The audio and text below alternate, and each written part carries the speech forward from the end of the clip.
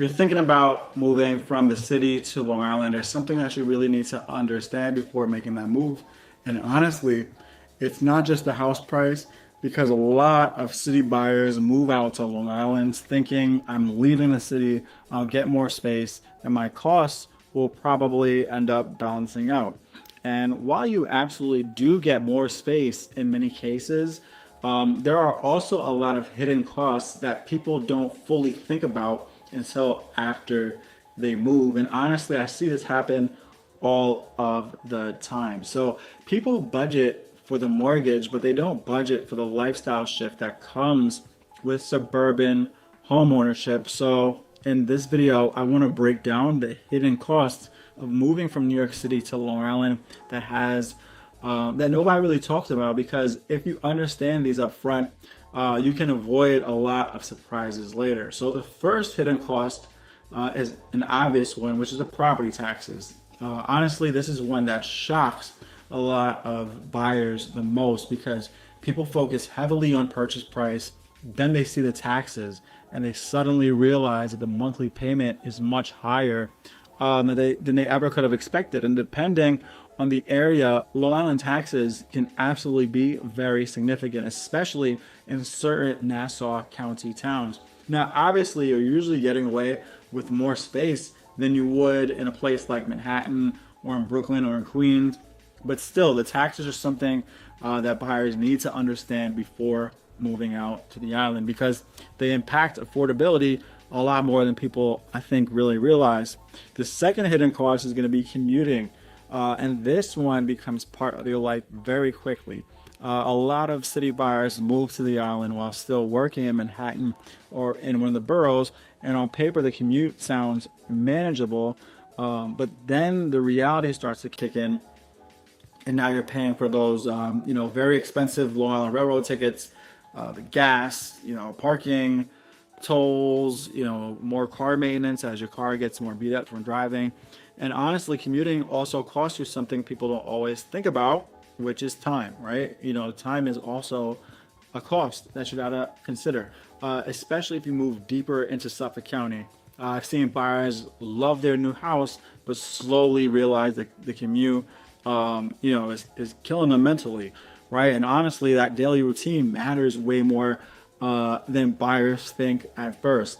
So the third hidden cost is owning and maintaining a house. So that in itself is a huge lifestyle adjustment, from people who may be coming from living in an apartment, because in the city, a lot of things are handled for you.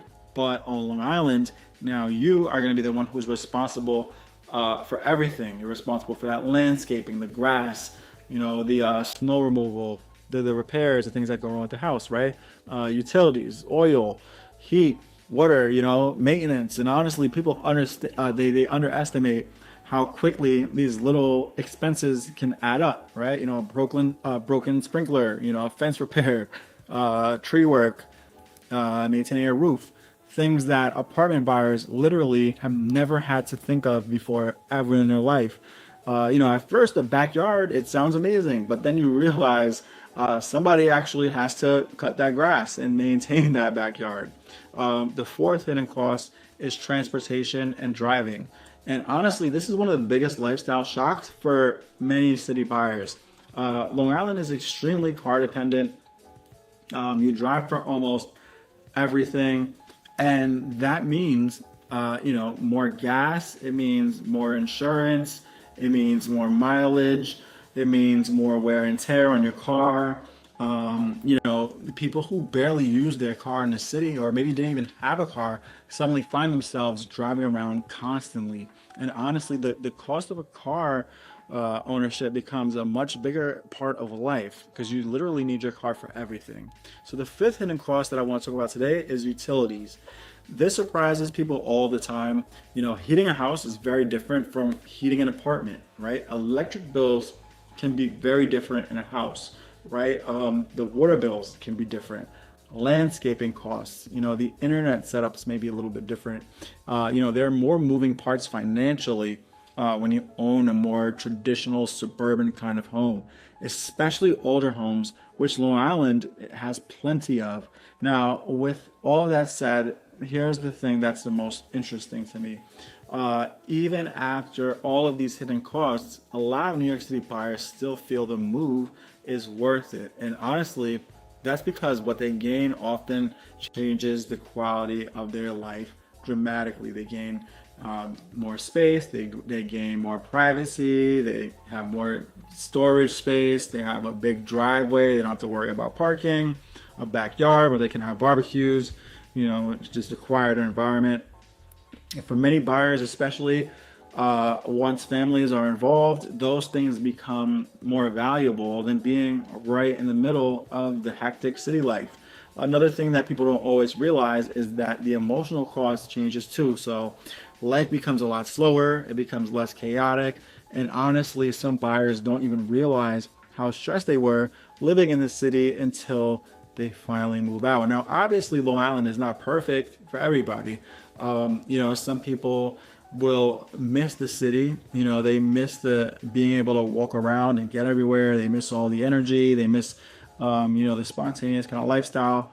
And that's perfectly fine, right? That's normal because these are two completely different lifestyles and not everybody has the same preferences. So I think the biggest mistake that you can make is assuming that Long Island is simply a cheaper New York City just with houses, right? Because that's not the case.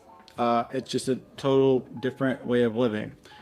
So if you understand the hidden costs up front, both financially as well as lifestyle wise, you can make a much smarter decision before moving. So at the end of the day, moving from the city to Long Island is less about the house itself.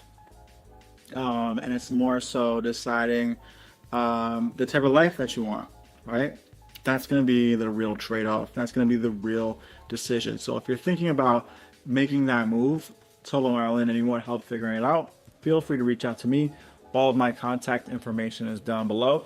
Born and raised here, and I can help you out, and I'd be happy to help to point you in the right direction. Look forward to seeing you all again. Thanks for watching my video. Have a great day.